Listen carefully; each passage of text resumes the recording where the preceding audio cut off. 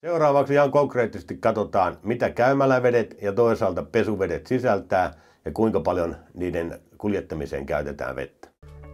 10 litraa, 20 litraa, 30 litraa, 40 litraa, 50 litraa, 60 litraa, 70 litraa, 80 litraa. Tää kun sotkeentuu, niin eihän tää ole kuin melkein pelkkää vettä. Mutta että 130 litraa. 32 litraa asukas käyttää vuorokaudessa ihan oikeesti vessanpönttönsä huuhtelemiseen.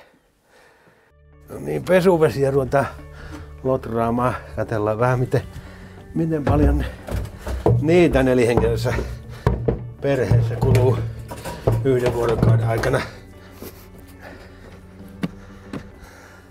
24, 25, oikeasti 26 ämpärillistä puhdasta vettä. Sillä lailla. Tässä mulla on vieressä kuution säiliö.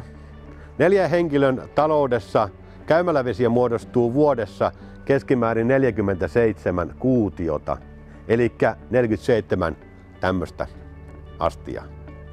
Vastaavasti pesuvesiä 92 kuutiota, eli yhteensä 140 kuutiota. Jos näistä kuutioista rakentaisi tornin,